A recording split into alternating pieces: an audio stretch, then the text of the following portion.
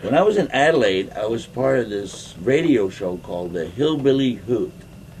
That was so great. I showed up there. It's a weird little garage where all these hillbilly crawl out of the woods and just come and sing their songs.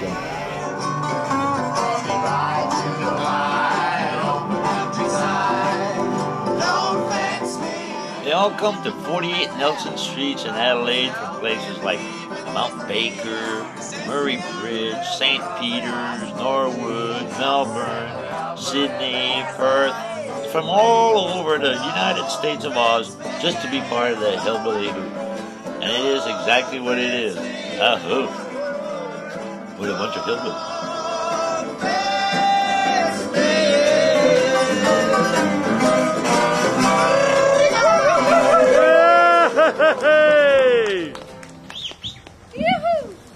Well, music lovers, wasn't that a great start? It's 3D radio. This is 93.7 on your FM radio. I turn up here at 7 o'clock tonight. There is blackness in the park. Suddenly the lights come on, and there's this bloke hauling out tables and chairs and setting up the sound.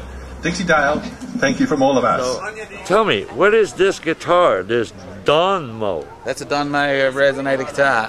Rust bucket, I call it. Really? Lord, I know, yes I know, they're trying to break me. This guitar out of recycled metal? That's right, yeah, old corrugated iron that I roll flat with a set of rollers and soldered it up. You know, I work for 14 hours, sleep for 1 or 2. I wander around the house thinking what I got to do. Would be doing this, I should be doing that. I have to keep on running just to keep from falling flat. So it's corrugated iron. What's the name in the back? Pagoda. I've never seen that before, that's why I used it. I feel just like a busted dog.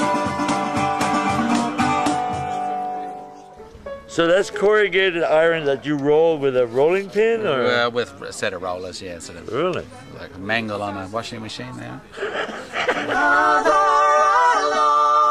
The Hillbilly Hoot started in 1997 when Al Aliff and Terry Bradford came up with an idea. Why not gather a bunch of people we know that like to play good old songs and get on the radio and try to, you know, keep the culture going, keep those old songs alive in the hearts of our kids.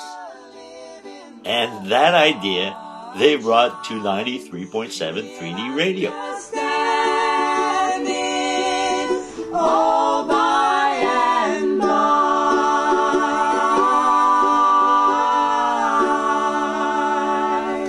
I took this blanket. At first, the radio station was a little scared of that idea. Well, you know, that type of music didn't fit in any of the playlists, and but they took a chance on it anyway, and soon became a local hit. However, over the years, it got in trouble for being like not too organized or sloppy.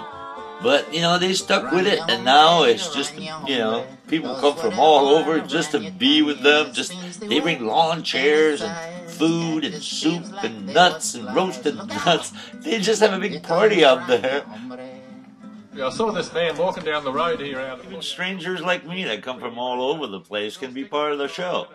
That's a great thing about the Hillbilly Hoot. If you're any good, they'll let you on the radio. The Hillbilly Hoot.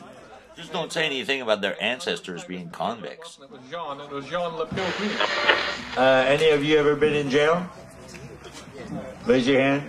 On my way, I'm just here to get my baby out of jail. Yes, Warden, I'm just here to get my baby out of jail. Come on, man. A circle.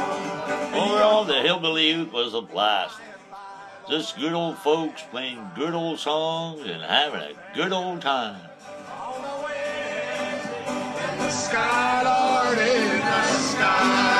For the past 13 years, the Hoot has become part of the radio station and the 3D radio family, and it's still going strong to this day. Just like a messy teenager or a drunken uncle or even the mother-in-law. It might get on your nerves sometimes, but you can't help but love it. One of the great things about the Hillbilly Hoot is that the cold grey fingers of winter creep across the sport across our little paddock here in front of 48 Nelson Street, Stepney, 3D radio.